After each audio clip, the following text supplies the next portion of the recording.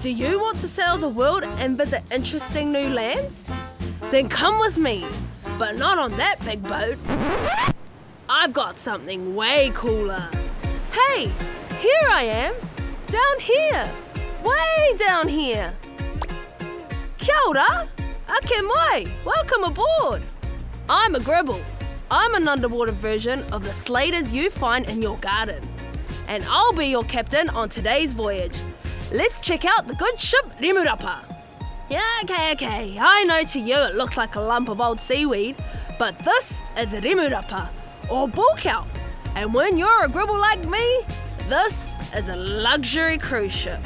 Hold tight, we're casting off and setting sail. Whoa! Woo! We're off on a voyage of discovery.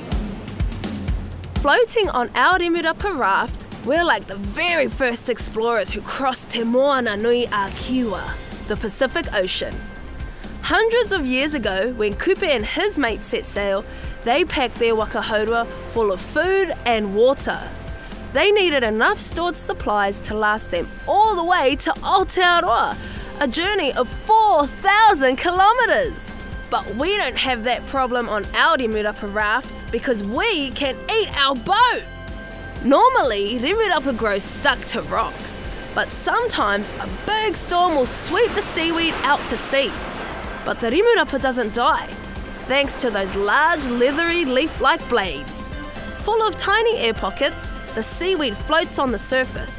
It stays alive, using the sun for energy and sucks in nutrients straight from the sea. Which is why we don't have to pack food for the voyage, we just bite our boat.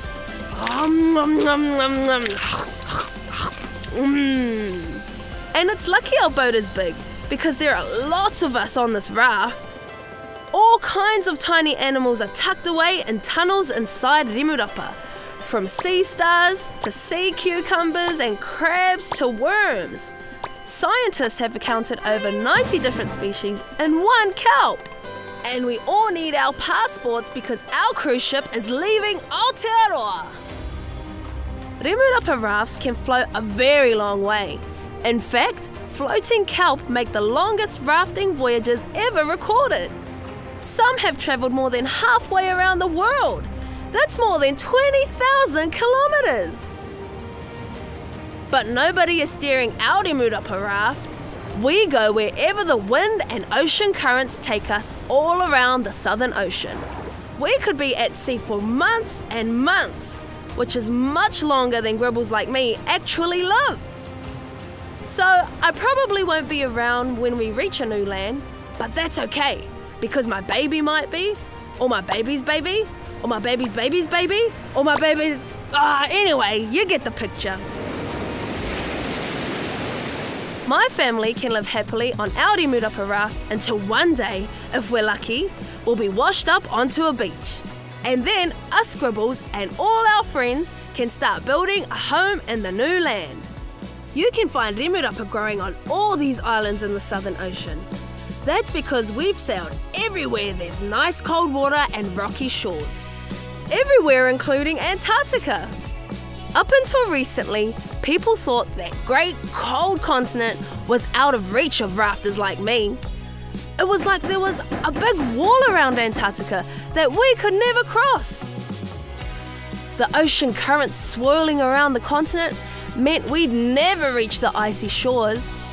But when you're out here on the ocean, it gets really windy. Whoa!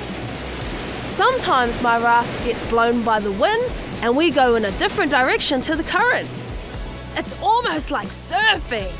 Yeah, gonna hang 10, dude, righteous! So using this information, a team of researchers did some really clever computer modelling.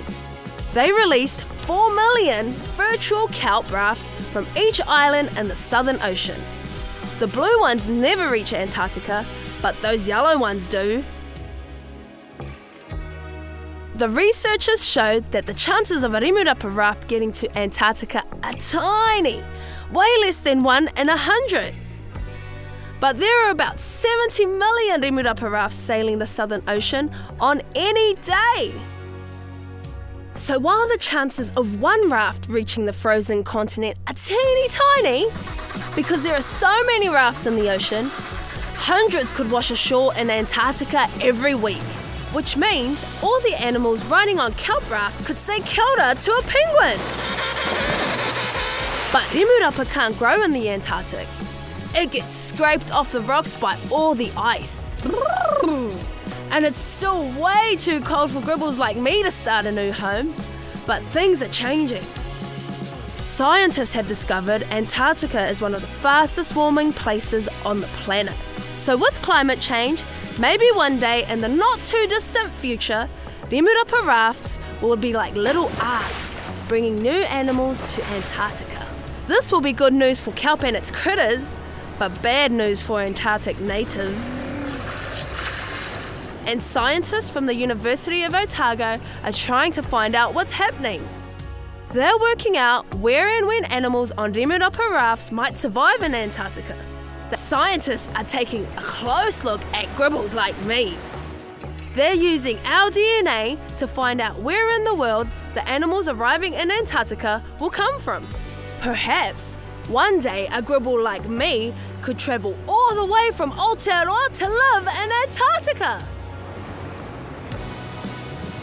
So next time you're at the beach, check out the rimurapa.